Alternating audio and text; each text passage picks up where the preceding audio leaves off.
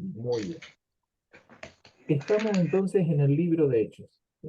El libro de Hechos relata cómo inició la iglesia y hacemos un pequeño repaso de lo que estuvimos viendo la semana pasada, cuando leímos los 8 primeros capítulos.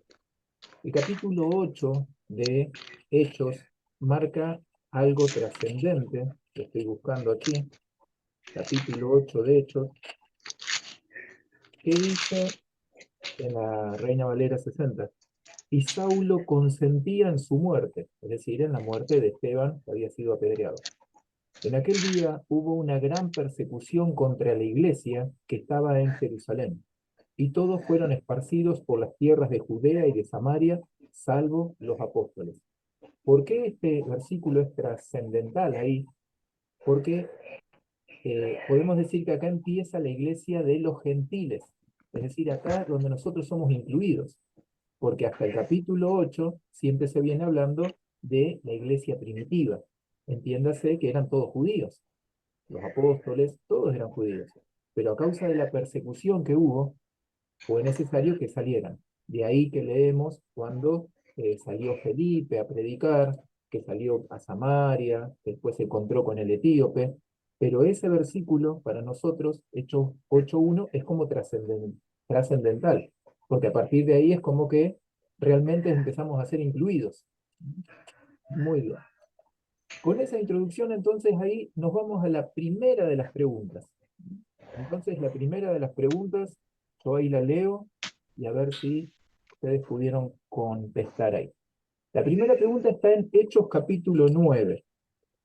Tiene mucho que ver con la vida de Pablo, porque sabemos ahí que, bueno, Pablo se convirtió en algún otro encuentro, nosotros estuvimos hablando de Ananías, el ministerio de Ananías, cómo se apareció una sola vez a Pablo, en este momento todavía Saulo.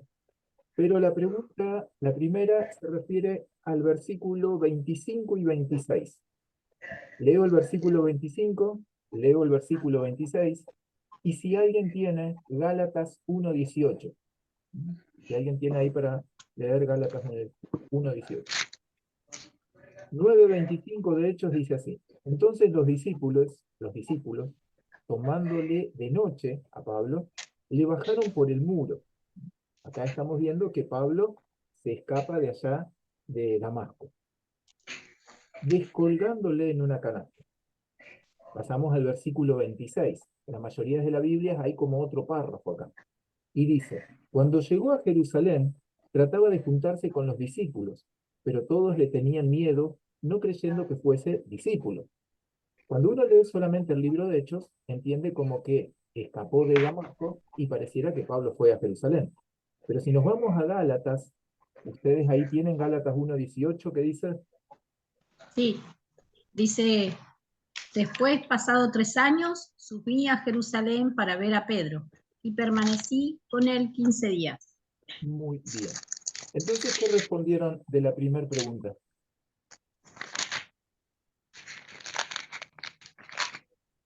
Sí, que el tiempo que pasó fueron 3 años, 3 años. entre el versículo 25 al versículo 26. 26, 3 años pasaron. Gálatas lo dice. Hay, hay estudios que se pueden hacer, o sea, hay material donde se puede ver la biografía de ciertos personajes, como por ejemplo la de Pablo, que es una biografía bastante larga. Eh, y lo que podemos decir es que como mínimo fueron 3 años. Puede que haya pasado más, ¿sí? En lo que es, digamos, los relatos históricos. Puede que haya pasado más. Pero a partir de lo que nosotros tenemos acá en lo bíblico, al menos 3 años pasaron.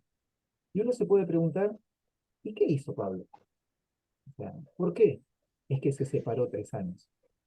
Hay algo que nos gusta con Aldo, siempre lo compartimos, es esto de los misterios. Hay una palabra muy importante en el Nuevo Testamento que es los misterios de Dios. Cosas que no estaban reveladas y han sido reveladas para este tiempo. ¿Cuál es este tiempo? Luego de la venida de Cristo Jesús. Entonces, cosas que no estaban dadas a conocer para los judíos y mucho menos para los gentiles, entonces se han dado a conocer.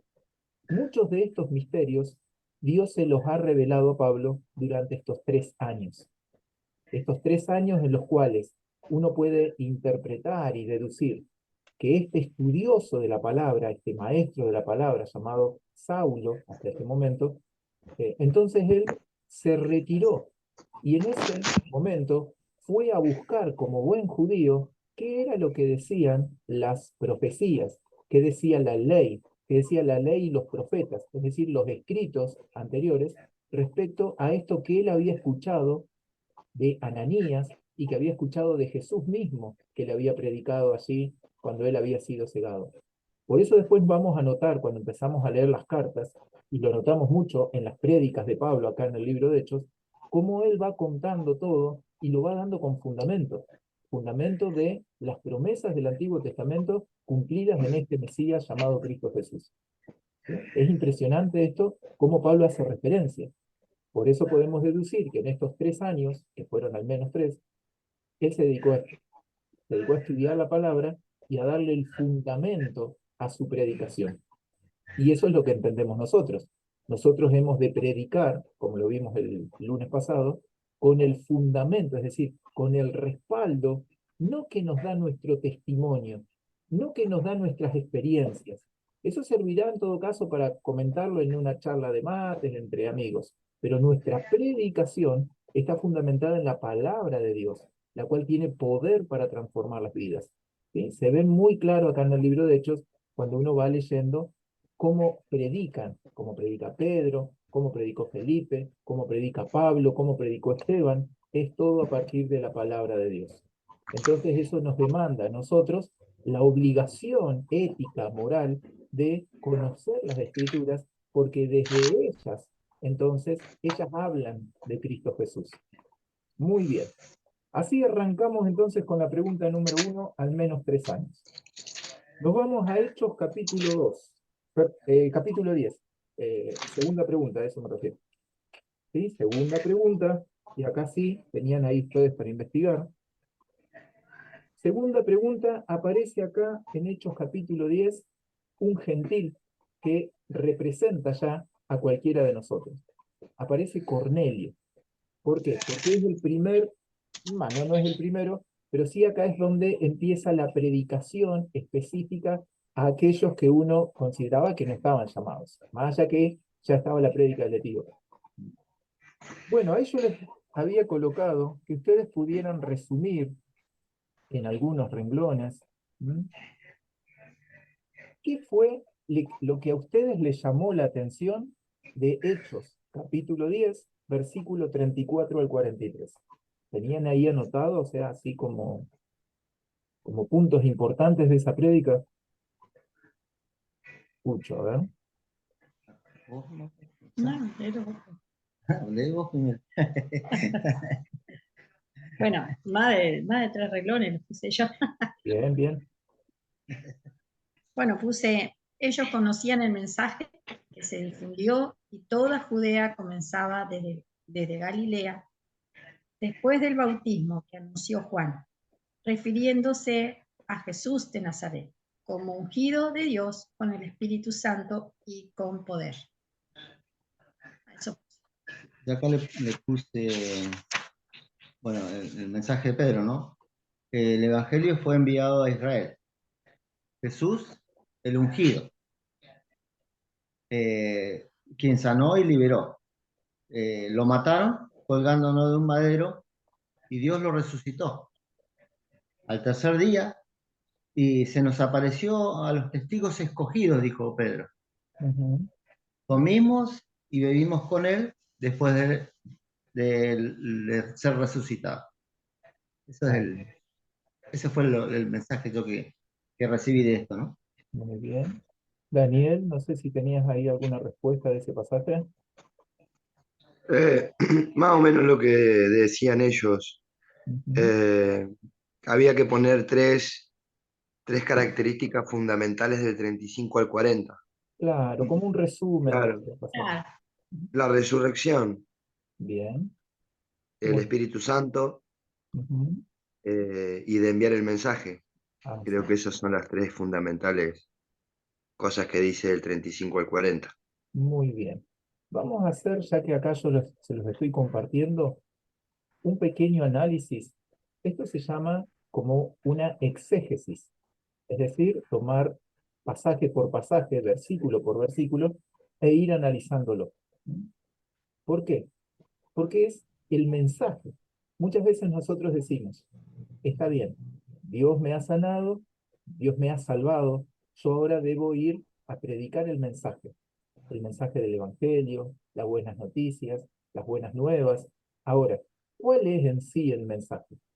Entonces acá tenemos bíblicamente el mensaje de Pedro.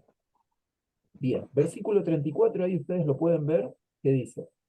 Sí, Tomó la palabra, ¿sí? ¿lo leo? No, lo vamos leyendo acá, mira. ¿Cómo? Lo vamos leyendo acá, Daniel. Ahí lo... Bueno, ¿sí? Pedro tomó la palabra, ¿sí? Acuérdense que comenzó su predicación hacia Cornelio y la familia.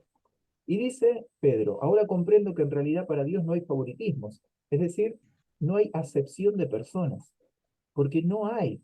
Bueno, no es que por ser pobre entonces Dios me trajo el mensaje a mí porque no tengo dinero, porque soy pobre económicamente. Sabemos que no habla de ese tipo de pobreza. Entonces, no es que a alguien que se dedica a la política, entonces lo desechamos y ya no le hemos de predicar el Evangelio.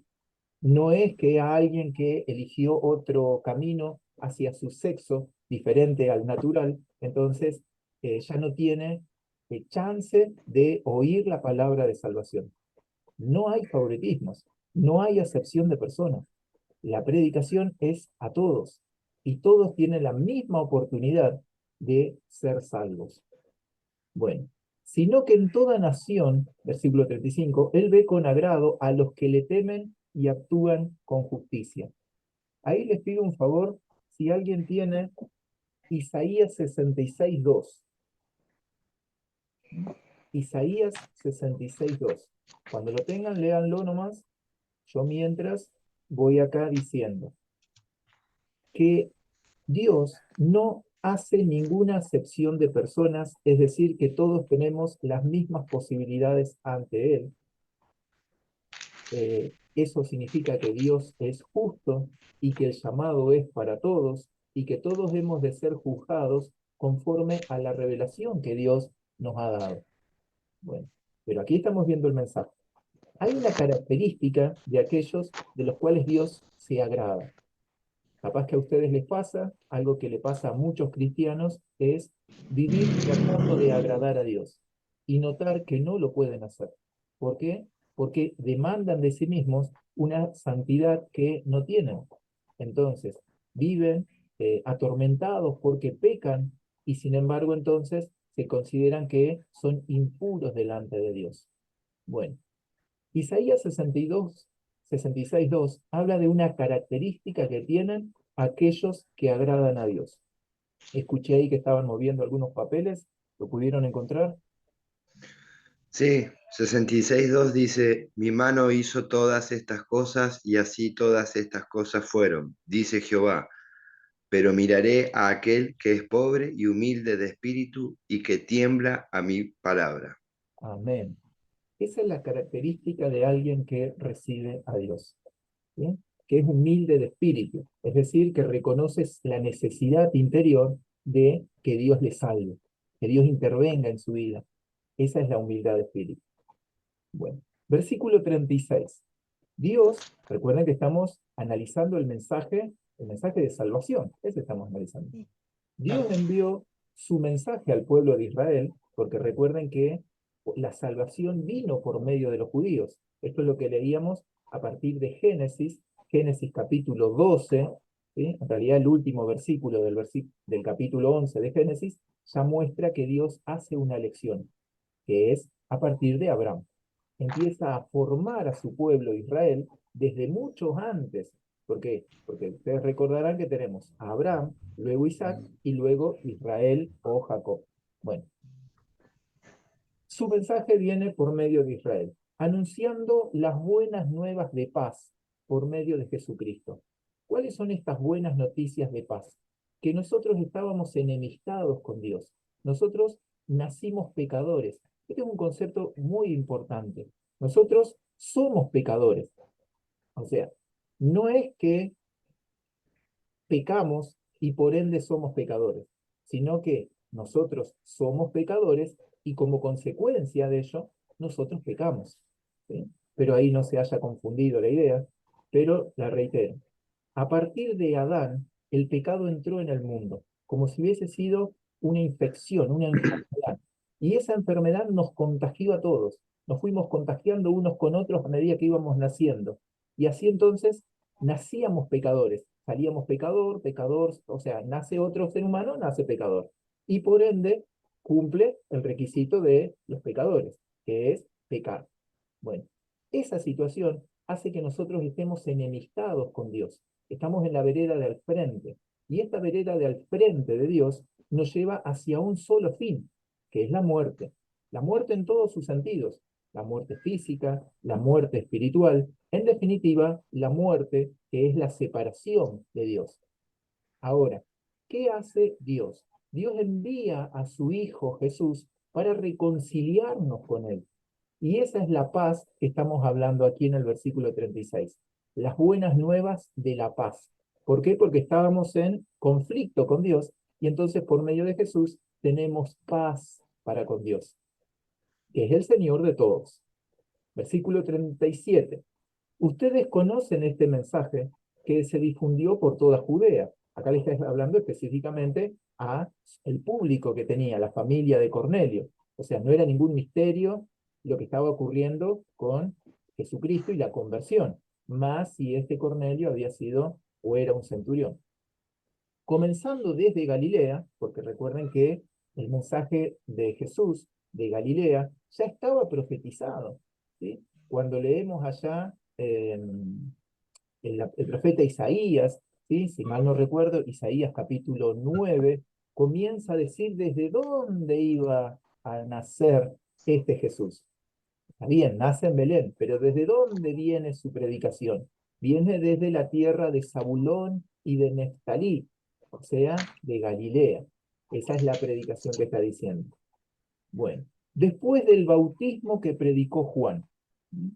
Ahí recordemos el tema del bautismo de Juan, pero eso vamos a desarrollarlo en otra pregunta que está un poco más adelante, que Juan bautizaba con arrepentimiento. Bueno, versículo 38. ¿A qué se refiere todo esto?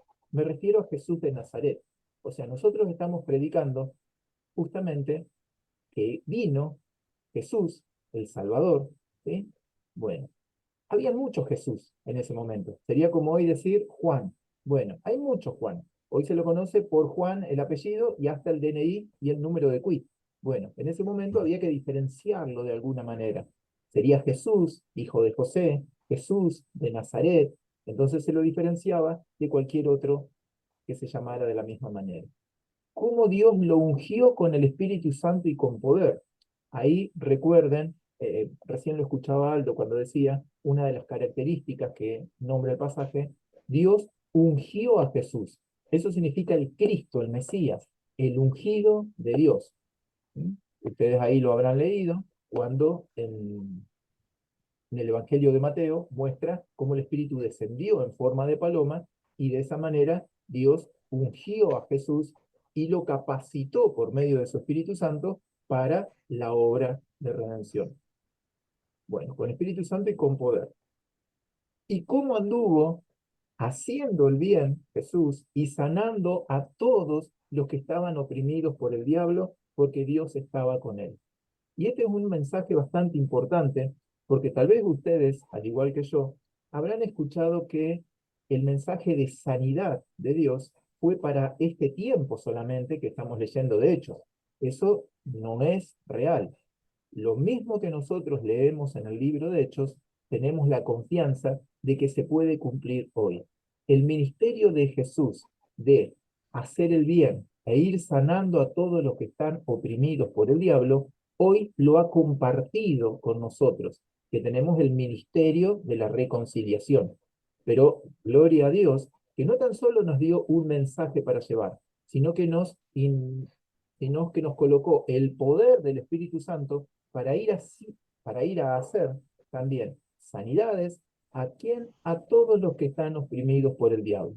¿Mm? ¿Por qué? Porque Dios, de la misma manera que está con Cristo Jesús, de esa misma manera Dios está con nosotros. Ahí vamos a adelantar un poquito acá. Versículo 39. Esto es lo que decía yo al inicio, sería como una exégesis. No sé si habían escuchado esa palabra, pero esto es lo que estamos nosotros haciendo. Me olvidé acá, ahí se lo puedo compartir más grande. Bien. Nosotros somos testigos de lo que hizo en la tierra. Testigo, la palabra testigo significa mártir. Eso significa testigo. Un mártir. Y un mártir, cuando nosotros pensamos, primeramente, se nos viene a al pensamiento aquella persona que ha de morir. Bueno, en realidad es que está dispuesta a morir. Puede que muera como puede que no. ¿Sí? Es decir, nosotros somos testigos. Estamos dispuestos voluntariamente a ser un mártir por el Señor.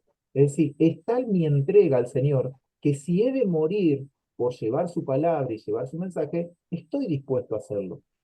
Capaz que acá en la Argentina no me van a matar físicamente, pero si yo trato de hacer lo mismo acá que, qué sé yo, en Corea del Norte, y entonces ahí sí me van a matar y le van a dar cumplimiento a ese concepto de mártir que uno se imagina, eso de morir por la causa.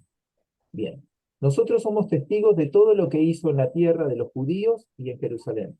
Lo mataron, colgándolo en un madero, conforme estaba escrito, ¿sí? Maldito aquel que está en el madero. Pero Dios lo resucitó al tercer día. Y ahí está nuestra gran victoria. ¿Por qué? Porque si Cristo no resucitaba, entonces todo lo que se hablaba de él y todo lo que él decía de sí mismo era pura mentira. Por eso es tan importante que Jesucristo haya resucitado. Si Jesús tan solo hubiese cumplido los milagros, hubiese muerto en la cruz y no resucitaba, entonces no era la posibilidad de que nosotros fuéramos resucitados para vivir con Él. Pero siendo Jesús primicias, es decir, primero que resucitó, y que resucitó de manera diferente a todos los otros que resucitaron en el Antiguo Testamento, o que mismo Jesús lo resucitó. Porque Jesús no ha de volver a morir, nunca más. Porque el poder de la muerte, es decir, el aguijón que tenía el pecado, es, permítanme la expresión, como que el pecado nos corría con la muerte. Con eso nos apuraba. Ahora, viene Jesús en representación, en semejanza de nosotros, y lo vence. Vence a la muerte, es decir, le quita la punta a ese aguijón con el cual el diablo nos corría. Ahora no tiene, para aquellos que morimos en Cristo, que morimos a nuestros pecados, entonces ya no tiene el pecado con qué corrernos. ¿Por qué? Porque nosotros somos vencedores de la muerte por medio de Cristo Jesús. Bien. Lo resucitó al tercer día y dispuso que se apareciera, no a todo el pueblo, sino a nosotros, testigos previamente escogidos por Dios. Y ahí, ¿a qué se refiere escogidos por Dios previamente, testigos? A nosotros, ahí se está refiriendo al pueblo de Dios. Este es el famoso remanente. Hay un remanente, ustedes habrán escuchado esa palabra y ese concepto, cómo se repite a partir del Antiguo Testamento, que hay muchos ejemplos. A ver, nombremos algunos. Por ejemplo, de el pueblo de Israel. El pueblo de Israel cuando sale de Egipto, bien, de toda esa camada, tan solo Josué, Caleb y los de Leví, tan solo ellos entraron realmente a la tierra prometida. Ahí hay una figura de remanente. Luego después, a ver otro, por ejemplo, Elías, en los tiempos de Elías, en los cuales estaba el rey Acab, junto con su esposa Jezabel, donde Elías pensaba que él era el único que había, mas habían 100 profetas que habían sido escondidos por el guardia de Acab, para que ellos también sean preservados. Ahí hay otro concepto de remanente. Y así sucesivamente. El libro de Romanos habla claramente que hay un remanente para ese entonces. Y acá Pedro lo da a conocer. ¿Cuál fue el primer remanente que se guardó Dios? Los apóstoles. A ese remanente se está refiriendo luego Pablo en la carta a los romanos. Bueno, y él nos mandó a predicar al pueblo y a dar solemne testimonio de que ha sido nombrado por Dios como juez de vivos y muertos. O sea que, ¿quién es el que juzga? Es Dios. ¿Por medio de quién? Por medio de Jesucristo. Ahora, nosotros sabemos que Jesucristo, en otro pasaje dice que es nuestro abogado. Ahora, ¿qué viene a ser entonces quien nos juzga? Nuestro propio abogado defensor. Él es el juez, tanto de los que ya murieron como de los que permanecemos vivos. Pero hagamos una distinción. Espero que no sea tanta información lo que estemos dando. Esto es una exégesis. Bueno, hagamos una distinción. Una cosa será el pueblo de Dios que ha de pasar por el tribunal de Cristo, es decir, que ha de recibir su recompensa conforme a las obras que hizo. Eso es el tribunal de Cristo por el cual han de pasar todos aquellos salvos. Ahora viene lo que es el juicio ante el gran trono blanco, ¿sí? De Apocalipsis 20, donde serán juzgados, ahí sí la palabra juzgados, todos aquellos que le dijeron no a Jesucristo y cuyo fin es la condenación eterna.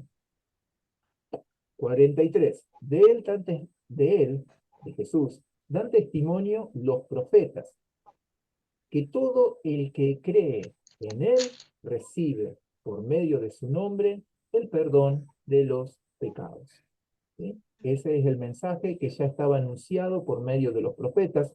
Uno de los mayores evangelistas del Antiguo Testamento es justamente Isaías. ¿Sí? Por eso es tan citado Isaías en el discurso de Pablo más precisamente. Muy bien. Bueno, esa era la idea entonces para poder trabajar con este pasaje. ¿Sí? Fíjense que cuánta riqueza que hay en ese mensaje que podemos dar. Muy bien, ahí avancemos. Y 3, pregunta número 3, la leo y a ver los escucho. Hechos 13. ¿Qué característica había en la iglesia de Antioquía? ¿Qué pusieron ahí? Yo puse, habían profetas y maestros. Muy Mientras ayunaban, participaban en el culto, el Señor, el Espíritu Santo, pidió que apartasen a Bernabé y a Saulo para el trabajo al que él los había llamado. Así es. ¿Algo más? ¿Colocaron? Daniel, Aldo, No. Rosa. Yo, Pablo, quería hacer una consulta antes de terminar de lo que habíamos hablado en el capítulo anterior, Sí, pero si sí. no, seguimos. No, dale. Cuando se refiere a que uno muere por Dios, es que muere a los pecados, no es que tiene que morir literalmente, como si en otros países quizás sí se puede morir físicamente por hablar, o mismo en estos tiempos se moría por predicar la palabra de Él. Pero dejar de morir al hombre viejo y que después Dios perdona nuestros pecados. ¿A esa muerte es la que se refiere? Claro. ¿Por qué? Porque No a nosotros, una muerte física en sí. así es. Eh, En esos tiempos seguramente sí, o en algunos países quizás hoy también sea, pero el ejemplo que da es dejar morir al hombre viejo para que después limpie nuestros pecados y después cuando decía y hacer el bien, porque como vos decías que nosotros venimos de Adán y Eva y venimos como clonando ese pecado, la idea es dejar, porque por lo que es como que Dios ama al pecador, pero no el pecado. Más allá de que somos pecadores, dejar de hacer los grandes pecados que, de los quizás estamos más arrepentidos, digamos, si Claro. así lo entiendo. El tema O, de la no muerte, por seguir ¿sí? pecando de todas maneras, si total Dios nos va a perdonar. El tema de la muerte en este pasaje que recién leímos, ¿sí? Cuando habla de Sí, testigos, ¿sí? De testigo, que yo dije el mártir, bueno, ahí está sí, hablando el pasaje de Hechos referido a una muerte física. claro. Nosotros somos testigos en el hecho de que estamos dispuestos a ser un mártir para el Señor. ¿Sí? Ese es el tipo de muerte que habló el pasaje de Hechos. Simbólicamente. Ese no es O sea, ningún símbolo, ¿eh? no, Ese no pero es con ningún la símbolo. fe, digo, con la fe Mira, de dar la hay otro vida. tipo de muerte que aparece en otro pasaje de la Biblia, como por ejemplo en el capítulo 6 de Romanos. Ahí se habla de otro tipo de muerte, que es el que estás comentando vos, Daniel. Bueno, Ajá, ¿qué es la parte que muere en otro concepto, por ejemplo, muertos a nuestros pecados? ¿Sí? Ahí no habla de claro. testigo, Lo que está nombrando claro, ahí es que nosotros tenemos una naturaleza pecaminosa. Esa claro, naturaleza pecaminosa, ¿sí? Que le llama la carne, en algún, por ejemplo, vos, Daniel, que tenés la Reina Valera 60, la sí, carne, bueno, lo que son los deseos de la carne, están en sí, nuestra naturaleza pecaminosa. Cuando nosotros nos unimos a Jesús, entonces esa parte de la naturaleza pecaminosa es la que muere dentro de nosotros y es la amén. que nos quita toda obligación a la ley de los mandamientos. Bueno, pero ahí Ujú. recordemos entonces que son dos tipos de muerte. La que nombramos al principio en el libro de Hechos se refiere a una muerte literal, digamos, la de dar Ujú. la vida por Cristo Jesús, como lo hicieron los apóstoles. El otro tipo de Claro. muerte al cual te referiste vos sería una muerte figurativa, que es la que se ve representada en el bautismo. En el volver a nacer y el de cambiar y dejar de hacer las cosas que nos hemos arrepentido. Es, Más allá de que siempre seremos pecadores, es, ¿sí? Esa que ya va a Dios aparecer, quiere que haya un cambio en nuestras vidas. claro, más adelante en lo que son las cartas de Pablo, ese tipo de muerte es la que aparece. Por ahora acá aparecía la muerte literal, ¿sí? Estoy dispuesto, así como Pedro, luego leemos, o extraoficialmente se sabe que dio su vida por Jesús, ¿sí? O sea, murió por la causa. Pero hoy eso se puede seguir reproduciendo en estos tiempos, Sí, como decías, solamente que en acá en este país. Argentina no se está haciendo. O sea, acá en Argentina no te van a matar, no te van a apedrear ni colgar porque decir que sos cristiano. Pero Claro, en otro está lugar bien. sí. ¿Sí? Sí, pero por causas de injusticia quizás sí, Claro, pero sí, eso es pero otra no cosa. por decir soy creyente en Cristo Jesús, Ah, no por eso ni siquiera voy preso. ¿Sí? como está pasando en Israel ahora. Claro, ¿sí? Como está Amén. pasando por allá, Gracias, por Pablo. esos lados. ¿Mm? Muy bien. Entonces ahí El sí, capítulo 11. ¿sí? Estábamos con la pregunta 3 que Marta ahí la respondió muy bien. Y el tema está claro, específicamente la pregunta se refería a eso, a profetas y maestros. Estaban juntos. Y esa es una enseñanza que nosotros debemos tener. No irnos a un extremo ni al otro. Alguna vez lo hemos compartido, y ustedes lo han experimentado, que los cristianos tenemos esa tendencia no buena a ser pendulares, es decir, como que nos vamos a un extremo y nos vamos al otro extremo. ¿Sí? Al principio, tal vez viniendo de la religión más popular, tradicional, era como que se adoraba a la mamá de Jesús. Ahora me convertí y me fui al otro lado y empiezo como a denigrar a la mamá de Jesús. Bueno, ni una cosa ni la otra, todo en su justa medida. Y el tema del maestro y el profeta también tiene así. ¿Por qué? Porque si nosotros vamos a los profetas, el profeta tiene que predicar a partir de la palabra de Dios. ¿Sí? Eso es importante. Recuerden que la mayor de las profecías es las escrituras. Me gustan esas profecías cuando se profetiza a partir de la misma Biblia. Entonces vos empezás a profetizar a partir de lo que ya está escrito. ¿Por qué? Porque es la profecía más segura. Ahora, hay otros tipos de profecías que no están, no se te está leyendo la Biblia, pero no por eso deja de ser cierta. Lo que ocurre ahí es que uno tiene que tener el discernimiento, la sabiduría espiritual, lo cual te la da la palabra, como para saber si sí o si no. Bueno, hace muchos años atrás, no muchos años, década del 90, por ahí, fin, principio del 2000, había mucho de esto de el Señor me ha dicho tal cosa, el Señor me ha dicho tal cosa. Bueno, y como que uno tiene que tener una zaranda como para decir si sí o si no. Bueno, esa zaranda me lo da la Biblia, me lo da las Escrituras.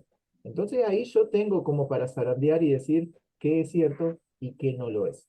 Bueno, eso es algo importante. Bueno, entonces, el otro extremo es el tema de los maestros. ¿Por qué? Porque si vamos solo a lo que es la enseñanza de la palabra maestro, lo que es el estudio y la enseñanza de la escritura, de la ley, entonces corremos el riesgo de ser legalistas, ¿no? Y entonces apagamos el espíritu y solamente nos movemos por lo que está escrito. Y nos detenemos por ahí en buscar el significado de la palabra, decir esta palabra corresponde al griego y en el griego me quedo con tal y tal significado, o esta palabra es en el hebreo y significa tal y tal cosa, y es solamente conocimiento, es decir, son datos o son hechos, también como se lo conoce, pero no tiene vida eso. Bueno, por eso es que, ¿qué es lo que muestra el Señor en este versículo?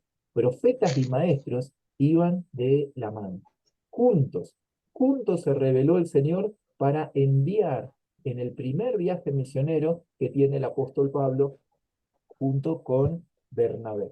¿Mm? Bueno, ese es, y ahí sí les quería compartir. Acá voy a compartir lo que es el primer viaje. El propósito de lo que vamos a hacer ahora es ubicarnos en la lectura bíblica, que es algo muy importante. Ubicarme cuando yo estoy leyendo, por ejemplo, Hechos 14, ¿en dónde estoy? Es decir, ¿en qué contexto estoy? ¿Dónde está Pablo? ¿Dónde está predicando? ¿Con quién está? Bueno, ese es el concepto de lo que vamos a ver ahora. Pero para ello les pido que ustedes puedan buscar capítulo 13 del libro de Hechos, y ahí yo les voy pidiendo que ustedes lean ciertos versículos. Capítulo 13 de Hechos, y ahí yo me voy con el mapita. A ver si acá pasó.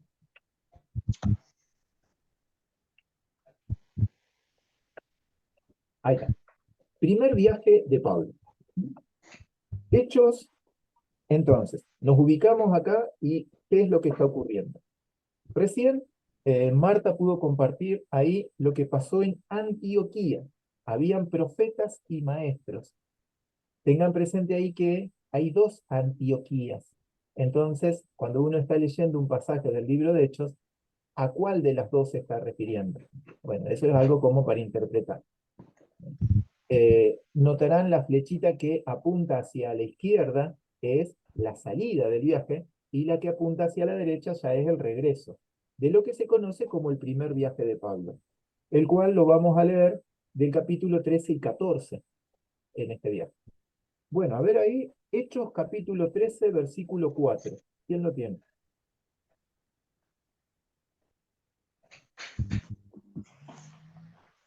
Ellos entonces, enviados por el Espíritu Santo, descendieron a Seleucia y de allí navegaron a Chipre. Bien, ahí. Descendieron a Seleucia, ¿sí lo dije bien? Bien. Que es el puerto, y desde ahí van a la isla de Chipre, y ahí empieza la predicación. Entonces, cuando ustedes leen, recordemos que lo que estamos haciendo ahora es una ubicación del pasaje.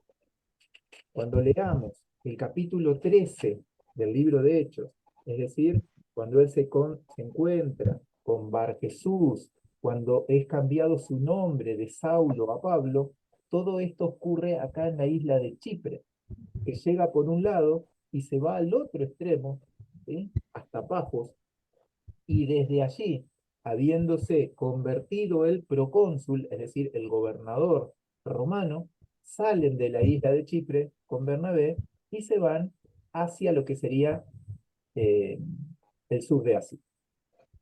Hechos 13, versículos 13 y 14, ¿qué dice? Dice, habiendo zarpado, perdón.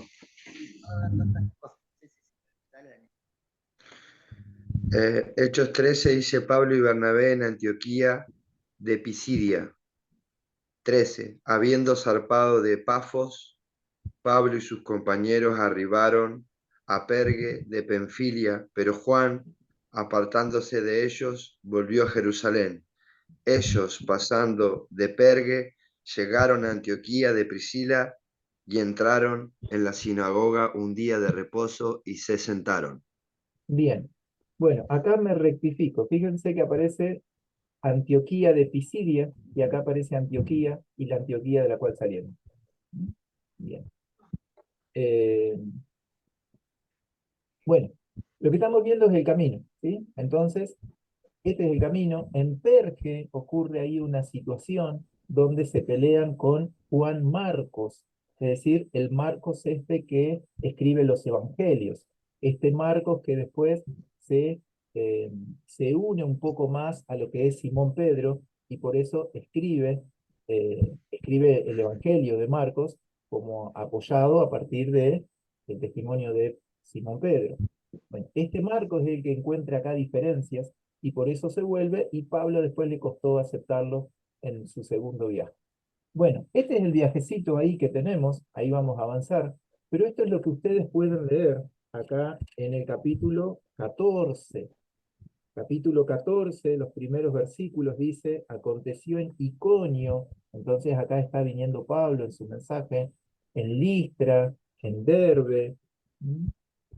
Por ejemplo, versículo 8 del capítulo 14 dice, y cierto hombre de Listra sentado, imposibilitado de los pies, oyó el mensaje de Pablo y aquí se sanó.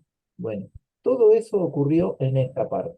Anda no muy lejos de lo que era su lugar natal, que era acá la ciudad de Tarso. Bueno, este es el mensaje del primer viaje misionero de Pablo. Una forma de estudiar el libro de Hechos es estudiarlo diferenciándolo en los tres viajes de Pablo. Este que hemos leído, capítulo 13 y 14, en realidad no lo hemos leído, sino que lo hemos observado, habla de este viaje misionero. Tenía por recorrer. Había una característica de Pablo que a él no le gustaba ir a predicar a donde ya habían ido a predicar. ¿Sí? Eso lo deja escrito en la carta de Romanos. Por eso él decidió irse para estos lados donde él sabía que el Evangelio no había llegado. De alguna manera, tal vez algún que otro judío se había convertido allá en Pentecostés y había regresado a estos lugares. ¿Sí? Y la característica de Pablo tenía es decir, él tenía un plan. Eso es importante. Cuando nosotros vamos a predicar a algún lugar, vamos con un plan guiado por el Espíritu de Dios. El plan de él era ir a las sinagogas. Entonces, en las sinagogas, en aquellos lugares, él entraba y desde allí comenzaba a predicar. Muy bien. Eso es lo que es el primer viaje de Pablo. Vamos a la pregunta número 4. ¿Sí? Y ahí voy a acelerar porque nos vamos a quedar sin tiempo. Hechos 15. A ver qué pudieron responder. Hechos 15, la pregunta dice, ¿por qué fue necesario realizar un concilio en Jerusalén?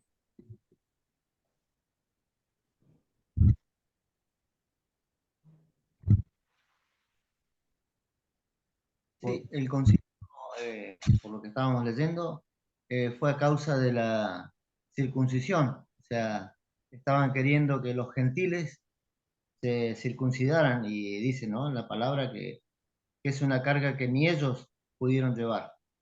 Así que por esa razón se formó el concilio para tratar ese tema. Así es. Porque los judíos lo que pedían era que se tenían que judaizar. Es decir, se tenían que circuncidar y respetar todo lo que ellos respetaban. Eso era lo que les pedían los judíos. No bastaba tan solo con arrepentirse de los pecados. Estaban pidiendo mayor exigencia. Resulta que Pablo predicaba con Bernabé que no era necesario eso. Entonces se armó una cierta discusión. Por lo tanto, fueron hacia Jerusalén. En Jerusalén estaban los apóstoles allí. Entonces era como que era la cuna de la verdad, allí en aquel lugar.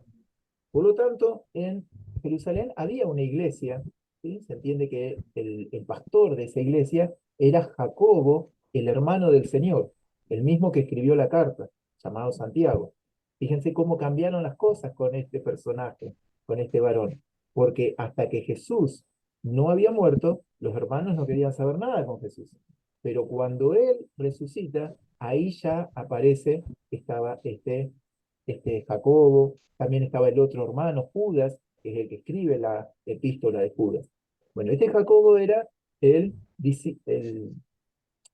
no es el discípulo del Señor, de los apóstoles, pero sí es el pastor de la iglesia de Jerusalén.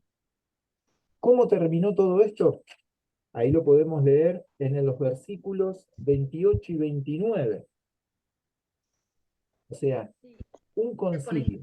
Hubo muchos concilios después en la iglesia, y a medida que fue avanzando en los años, aparecen los concilios, el concilio de Nicea, me acuerdo, 300 y algo, donde aparece Constantino, ¿sí? Bueno, el concilio de Trento, y aparecen muchos concilios, que son aquellos en los cuales se empieza a determinar como los fundamentos de la doctrina. No hacen, o sea, no son los concilios los que determinan cuál es el canon bíblico. Por ejemplo, si el libro de Santiago o segunda carta de Pedro han de estar o no en el canon bíblico. Nombré estos dos porque fueron de los últimos que tardó en considerarse que estaban dentro del canon. Bueno, no fueron estos concilios los que dijeron, por ejemplo, el Evangelio de Tomás no está dentro del canon. Eso ya se había determinado en el primer siglo, primer y segundo siglo. ¿Sí? Para el año 150 más o menos de nuestra era, era como que ya estaba cerrado el canon bíblico. Y eso es algo importante que nosotros entendámoslo por medio de la fe. ¿Por qué? Porque si nos ponemos a analizar entonces qué sí y qué no, y vamos a llegar a un momento como que vamos a aceptar muchos libros que por ahí aparecen en el Discovery Channel y nosotros capaz que los tomamos como ciertos. ¿Mm? El Evangelio según María Magdalena, el Evangelio según Judas, bueno, que tal vez no tenemos el discernimiento, y está bien que no lo tengamos, como para determinar si sí o si no es el Evangelio. ¿Mm? Entendemos entonces que la Biblia, la cual llegó a nuestros días, ¿sí? La creemos por fe que ha llegado a nuestros días. Eso se Bueno, llaman libros apócrifos, los libros perdón, apócrifos, ¿sí? Es, ¿sí? los que no están, digamos, Y hay, pero y que quizás podrían estar y queda ahí en esa... ¿sí? Hay algunos que están en otras Biblias y hay otros que ni siquiera están en las otras Biblias, ¿sí? Bueno, pero esos son Ujú. los famosos apócrifos. Muy bien, el Concilio de Jerusalén entonces es el que determina ahí qué hacer con los gentiles que se venían convirtiendo. En principio le dice, no es necesario que se tengan que circuncidar, no es necesario eso. La circuncisión es una representación. Está bueno lo de la circuncisión, porque la circuncisión es aquello que diferenciaba a los judíos del resto de las naciones. Ahora, lo que a nosotros nos diferencia del resto de las naciones es el bautismo. Eso es lo que nos diferencia. Por eso es como que hay una figura, ¿sí? Que lo muestra Romanos capítulo 6. Hay una figura en lo que es el bautismo representando aquello que era la circuncisión. ¿Sí? Porque en el bautismo justamente mostramos que hemos cortado, ¿sí? nuestro ser pecaminoso, ¿sí? Que es la parte pecaminosa de nuestro corazón. Muy bien, ahí avanzo, pues no voy a alcanzar. Pregunta número 5. Pregunta número 5, pero antes de ingresar a ella, nos vamos a otro viajecito, que sería el segundo viaje. Acá estábamos en el primer viaje de Pablo, y ahí yo les estoy compartiendo lo que se conoce como el segundo viaje de Pablo. El segundo viaje de Pablo, un poco más largo, llega hasta Europa. Acá estaría en Macedonia, en Europa. Hace un camino un poco parecido al anterior. ¿Sí? Bueno. A ver, Hechos 15. Bien. Hechos 15:30 dice así. Hechos 15:30. Así pues, los que fueron enviados descendieron a Antioquía. Acá. Descendieron a Antioquía, ahí lo muestro con la flechita. Recuerden que la palabra descender es porque Jerusalén está más alto geográficamente. No se habla de descender como norte y sur. Nosotros podemos decir acá, es como que desciendo a Ushuaia. ¿Por qué? Porque me imagino geográficamente el mapa. Bueno, no está dado así. Cuando dice, vamos a subir a Jerusalén es porque Jerusalén está más alto. Vamos a descender porque está más bajo geográficamente. Bueno, vamos a ir cuesta abajo sería. ¿Cuál era el mensaje que ahora tenían que llevar Bernabé con Pablo? Ellos tenían que salir a difundir, más allá de las buenas nuevas, el, eh, cuál era la definición que había dado el concilio de Jerusalén con respecto a la circuncisión de los gentiles. que no se tenían que circuncidar, no se tenían que judaizar. Bueno, eso es lo que ellos tenían que distribuir, esa información. No había un mensaje como para decir que la carta iba a demorar tanto tiempo como si la llevaran Pablo y Bernabé juntos. Así que en realidad ellos mismos fueron a llevar el mensaje. Y esto es el segundo viaje. Ahí avanzamos y ven que el segundo viaje está Hechos 17, Hechos 18, todo este viajecito que es cuando conoce a Timoteo, lo suma a Timoteo, allá en el capítulo 16, lo suma a Timoteo a este viaje misionero, se van y van a leer ustedes ahí que, eh, a Pablo no le es permitido predicar el Evangelio en toda esta zona. ¿Por qué? Porque el Espíritu de Dios tenía un propósito, tenía un fin, y eso es algo importante para nosotros. Nosotros podemos tener muy buenas intenciones, pero lo mayor que podemos lograr en nuestra vida es conocer cuál es el propósito de Dios para nosotros, de qué manera Él nos ha de utilizar como su instrumento escogido, como le llamó a Pablo. Entonces, ustedes llegarán acá y en Troas, capítulo 16, ¿sí? Ustedes podrán encontrar en el capítulo 16 de Hechos, versículo 9, que Pablo tuvo una visión. ¿Sí? Fíjense dónde estamos, ¿eh? Estamos acá en Troas. Se le mostró a Pablo una visión de noche, en Troas, un varón macedonio. Macedonio es toda esta zona de acá, Macedonia. Un varón macedonio que estaba en pie, rogándole y diciéndole, pasa Macedonia, es decir, cruzate para este lado, cruzate para Filipos y llegá a Macedonia, porque, y ayúdanos. Ese fue el pedido de esa visión que tuvo el apóstol Pablo. Y entonces ahí comprendió Pablo por qué no le había sido permitido predicar en los otros lugares por el Espíritu Santo.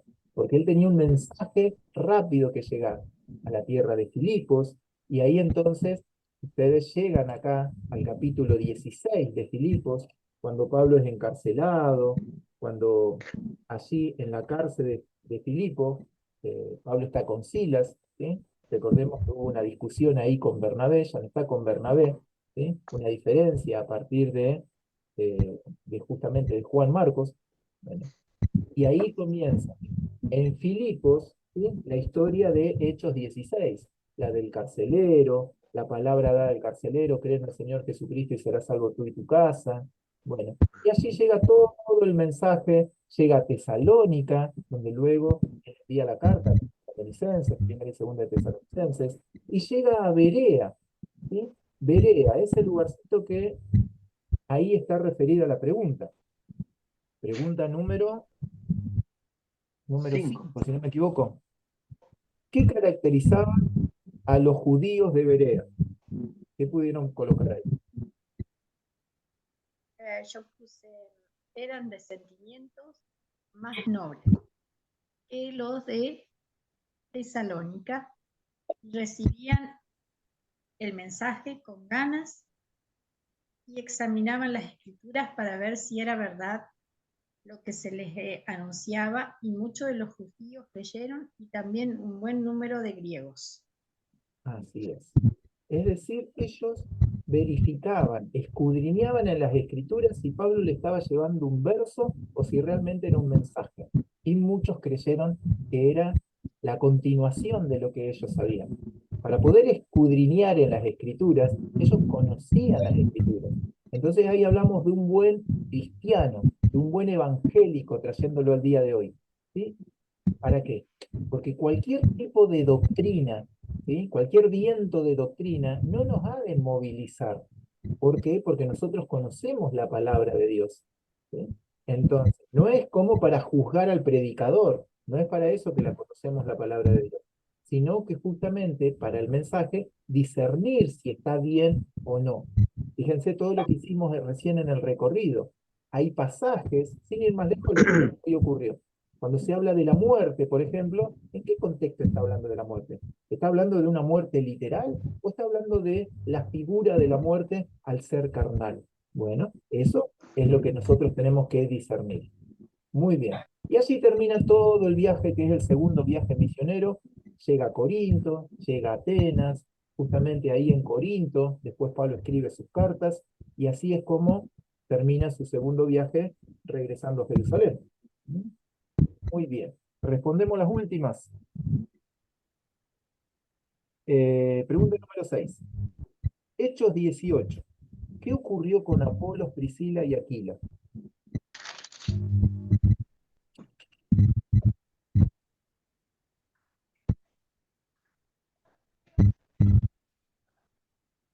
¿Qué colocaron ahí? A ver, Aldo, ¿qué pudiste poner? Yo puse acá que, bueno, Priscila y Aquila, Apolo era un judío que predicaba, ¿no? Había recibido solamente el bautismo de Juan. Dice que Priscila y Aquila lo tomaron a Apolo a su cargo y le explicaron con mayor precisión el camino de Dios. Así es. Muy bien. Y ahí aparece el tema del bautismo, ¿sí? Que hoy, fíjense, con los años que han pasado, todavía se sigue predicando muchas veces el bautismo de arrepentimiento.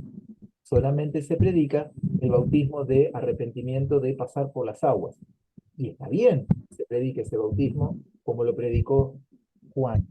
Pero además de ese bautismo que predicó Juan, que hizo Juan, que predicaba a Apolos, hay otro bautismo. Juan vino a anunciar, ¿sí? Mateo capítulo 3, que él venía a bautizar con agua para arrepentimiento de los pecados. Pero viene uno detrás de mí, al cual no soy digno de desatar las correas de sus sandalias, el cual se llama Cristo Jesús. Bien, y él va a bautizarlos con Espíritu Santo y fuego. Bueno, entonces eso es lo que por ahí diferenció muchos años a las iglesias, a la iglesia evangélica. Era como que habían dos bandos, ¿sí? Hoy como que está más distribuido el asunto, pero habían dos bandos. Estaba el que se regía solamente por la palabra, más amado a la escritura solamente, y apagaba al espíritu, entonces solamente bautizaba en el bautismo de arrepentimiento. Y se bautizaba y se bautizaba y se bautizaba. Pero no se hablaba de un bautismo del Espíritu Santo, no se hablaba de ese bautismo que te permite hablar en lenguas, que te permite conectarte de una manera diferente y en el cual sos investido con el poder de Dios. Bueno, y estaba el otro, que únicamente predicaba el bautismo del fuego, y hay mucho fuego en las reuniones, pero no hay una palabra que me sostenga. Entonces, el domingo me quemo con el fuego de Dios, pero el lunes y el martes estoy volviendo a meterme en fango de mi pecado. Bueno, gracias a Dios, misericordia, esto ha ido cambiando. Muy bien. Espíritu Santo y fuego, eso es lo que Priscila y Aquila le enseñaron a Apolos que ellos tenían que predicar. Y la última pregunta, y ahí terminamos. Hechos capítulo 20. ¿Qué recomendación le dio Pablo a los ancianos de Éfeso? Acá Pablo ya se estaba despidiendo de la iglesia de Éfeso, en la cual había pasado bastante tiempo, ¿eh? Entonces llegó un momento en el cual se iba a ir. Y para ser más concretos acá, a ver qué pudieron responder, cuál fue la recomendación. Hechos 20. Que tengan cuidado de ellos mismos y de todo el rebaño que el Espíritu Santo, de todo el rebaño que es del Espíritu Santo. Los de los... El Espíritu Santo los que el Espíritu, perdón, que el Espíritu Santo los ha puesto como obispo para pastorear las iglesias de Dios, que él adquirió con su preciosa sangre. Bien. Bueno, entonces, ahí la respuesta específica, ¿sí? Que ahí Marta la leyó, ¿sí? Para aquellos que han de tomar notas, ¿sí? Los que lo han de... Perdón, ¿qué versículo es? Y ahí te lo digo, estamos en Sí. Hechos capítulo 20, versículos 29 al 31. Ahí está la Bueno, respuesta concreta. ¿Qué dice? Porque yo sé que después de mi partida, Pablo todavía estaba en Éfeso, entrarán en medio de vosotros lobos rapaces. ¿Sí? Acuérdense la figura de esto de que son lobos con vestimenta de oveja. ¿Sí? que no perdonarán al rebaño. El rebaño son los discípulos, o sea, los miembros de la iglesia. Y de vosotros mismos se levantarán hombres que hablen cosas perversas. Esto es muy importante. ¿Por qué? Porque no es que vienen de afuera, sino desde adentro de la iglesia se gestaban aquellos que empezaban con doctrinas, cosas perversas, para arrasar tras sí a los discípulos. ¿Para qué? Para desmembrar a la iglesia. Ese es el propósito que tiene el enemigo. Justamente sacarnos de la iglesia. Mientras nosotros permanezcamos en aquella iglesia que Dios formó, ¿sí? En estos últimos años, no me refiero el año pasado, el año pasado, el anterior, ha surgido este concepto, esta doctrina de que somos iglesia. Es decir, como que yo, Pablo, tengo ya los 5 ministerios en mí, ya soy iglesia. Y entonces me uno con Aldo a tomar unos mates y ya estamos siendo iglesia, ya estamos en coinonía. Entonces no necesitamos de una reunión general, no necesitamos de la reunión. Esa es la doctrina que ha surgido en estos últimos tiempos, que ha salido de las mismas iglesias, la cual es perversa, lo dice acá. ¿Sí? Bueno, esa doctrina nosotros nos tenemos que cuidar, y de esas doctrinas que salen de adentro de la iglesia. No es que va a venir de fuera.